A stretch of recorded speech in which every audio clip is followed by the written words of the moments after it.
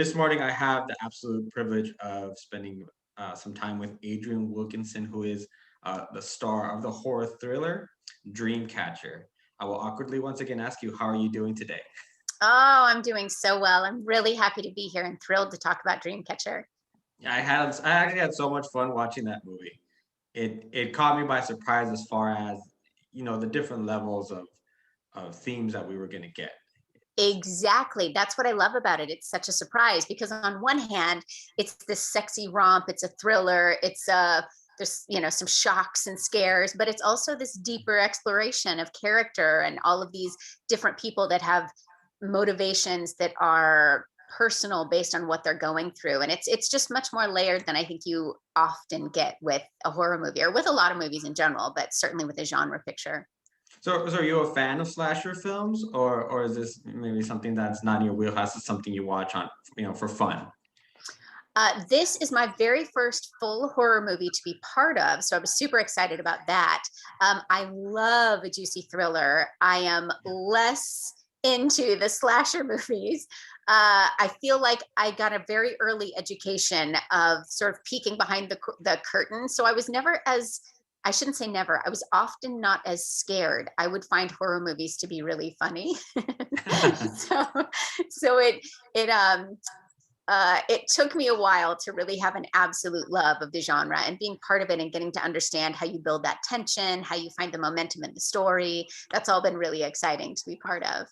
Yeah, and I think that's what stands out about Dreamcatcher is that it's not just your typical somebody's going to get stabbed every other scene.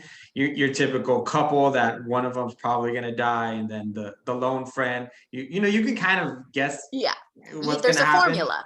Right. Yeah. So in this film, you have a great cast, a great group of characters who each actually have individual issues going on. Some of them with couples, some of them they have different motives, and it really fuels the identity of, okay, wait, is that really Dreamcatcher?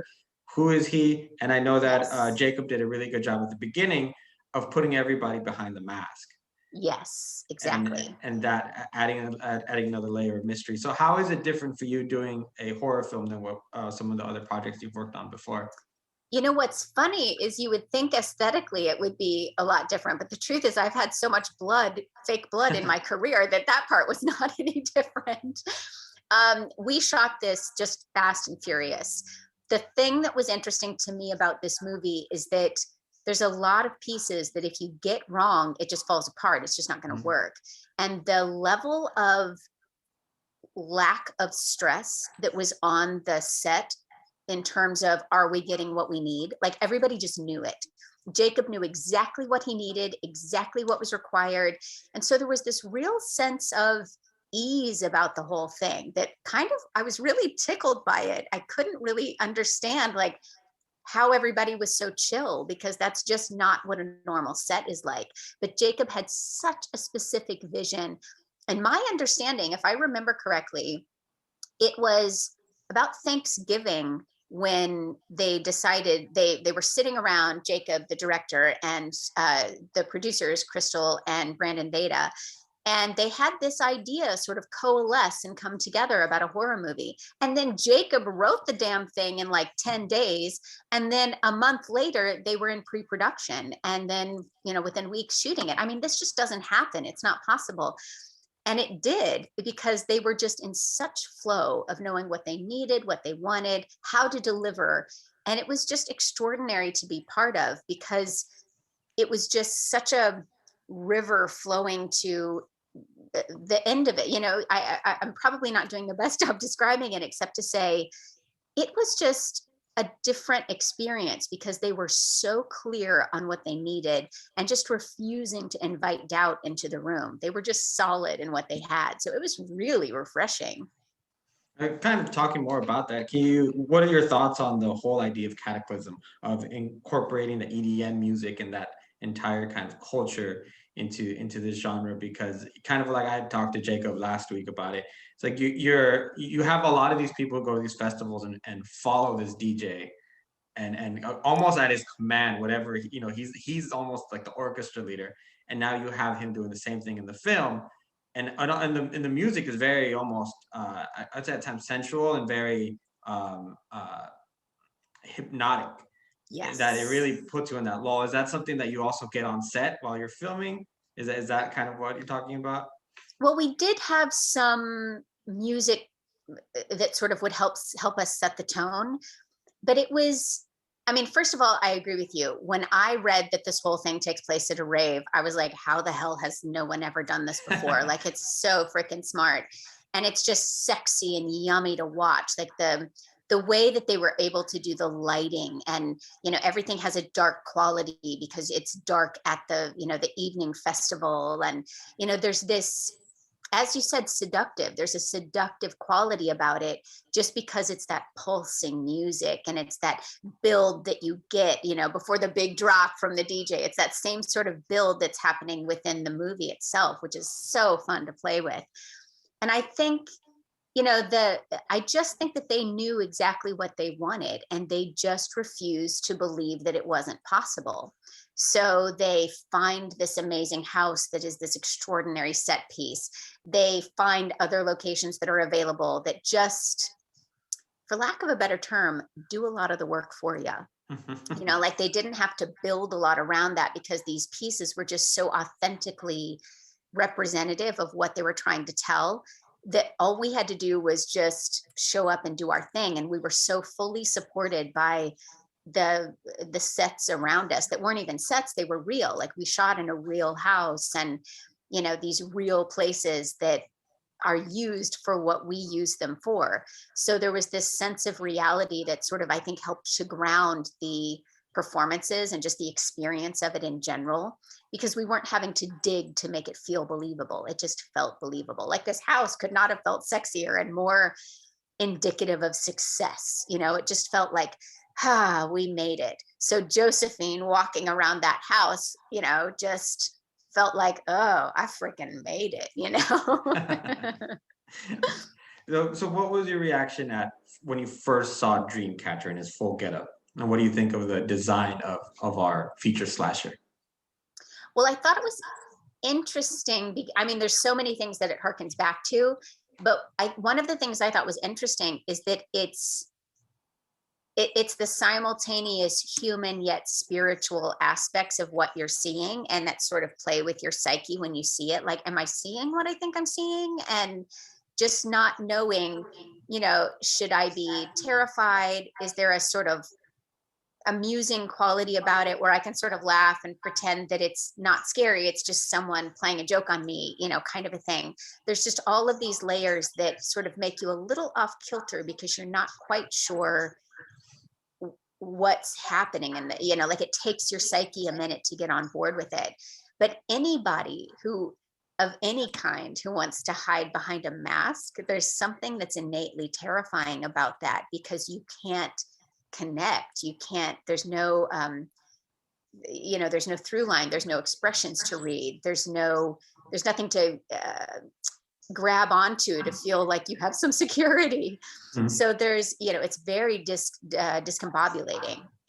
It's very interesting you mentioned everyone hides behind a mask, because at the beginning of the film, I think that we're set with the great, all you guys have a different set of problems that maybe aren't brought to light, but by the end of it, everything's revealed. The masks all come off, and I thought that was a very that's a great thing, because like it adds so many more layers to the film.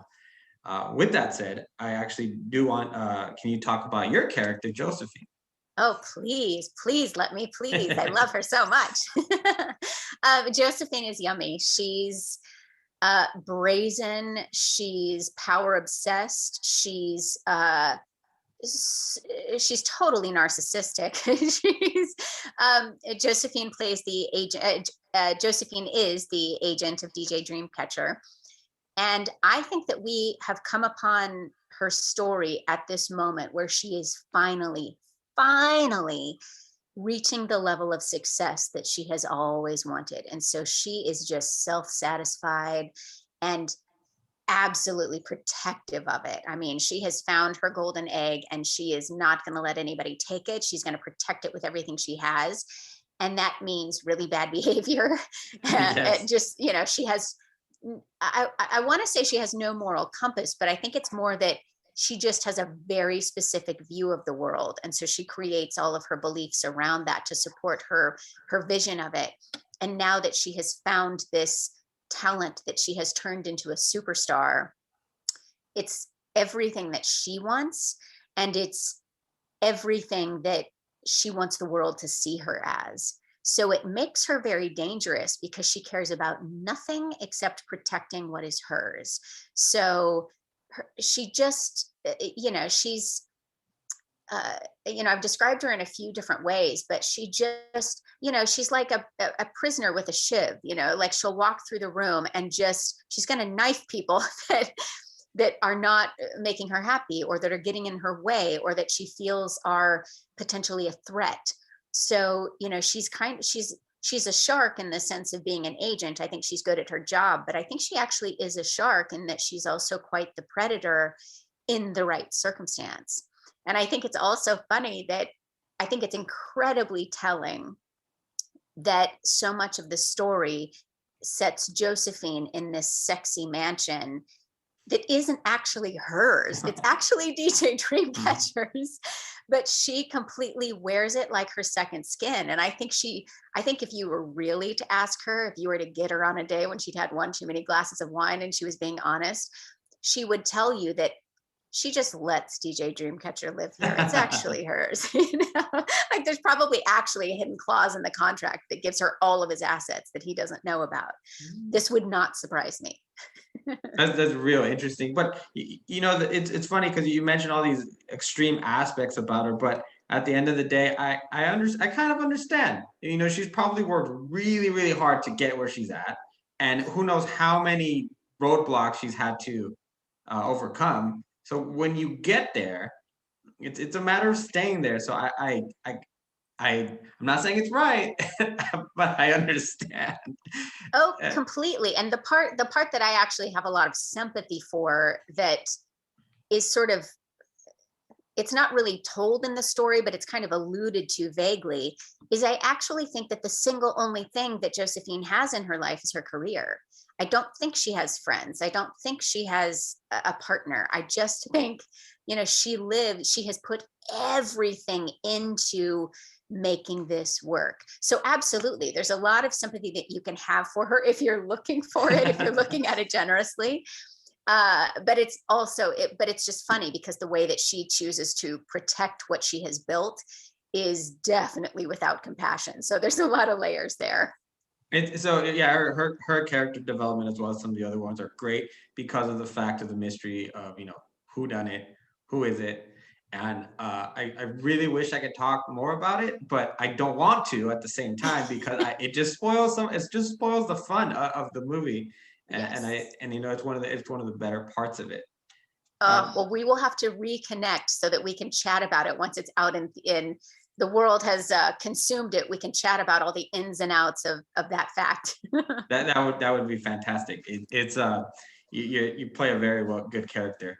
What do you hope people take away from the film besides that general entertainment?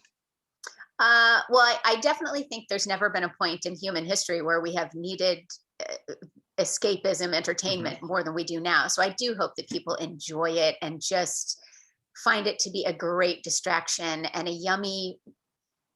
This is what I hope. I hope that it's not the murder, but the rest of the movie. I hope that they take absolute satisfaction in what we will eventually be able to get back to. So it's just this precursor to a sexy night of music that we will all be able to enjoy.